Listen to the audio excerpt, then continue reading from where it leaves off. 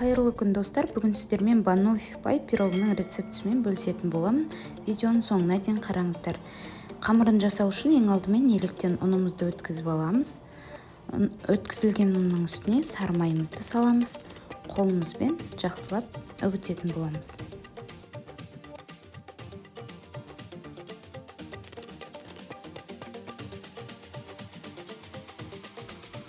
Осы қамырдың үстіне шым-шым тұзымызды салып, үстіне қантты ұнтағымызды саламыз.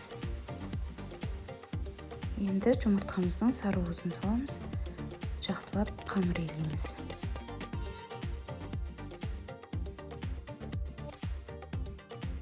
Осындай жұмсақ қамыр шығады. Осы қамырымызды тоңазытқышқа 20 минут жарты сағатқа салып қоямыз.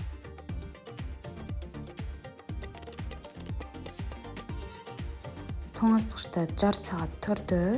Енді осы қамырымызды формамызға салып, қолымызбен жақсылап орналастырамыз.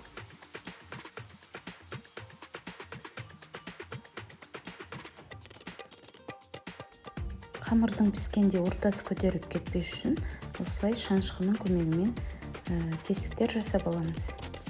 Мінекей біздің пирогымыздың қамыры пісті. Енді үстіне вареный сгущенка жағатын боламыз. Енді Деповский сапалы вареный сгущенка қолданғандарыңыз дұрыс болады. Біз енді сондай қатты, тәтті жемейміз, сол себепті 2 ас қасық қана салдым. Енді сіздер өз қалауларыңызбен көбірек салсаңыздар да болады. Одан кейін бананымызды тураймыз, қиғаштап. Одан кейін осы пирогымыздың бетіне банандарымызды орналастырып шығамыз.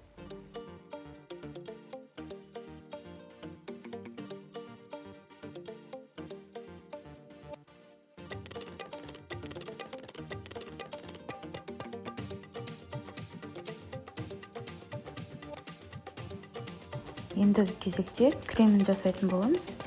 Енді осы Чудское озеро 33%-ық сливкимізді құйып, үстіне қант ұнтағын салып, жақсылап миксерлейтін боламыз.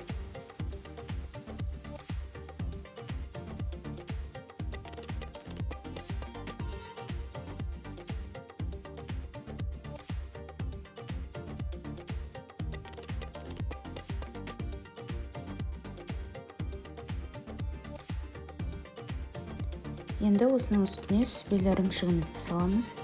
Мен барлығын уже өлшеп дайындап алғанмын.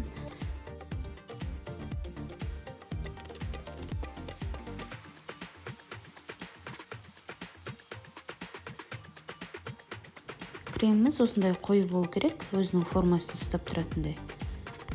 Енді кондитерлік қалташаға саламыз.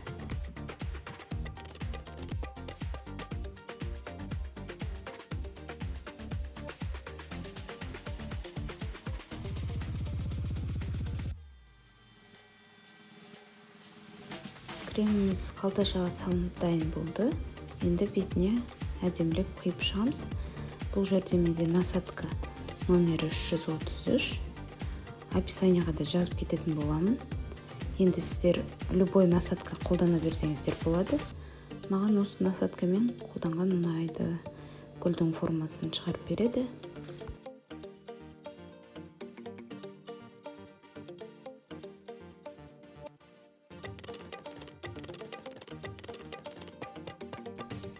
Мінекей, пирогымыз осындай болып шықты.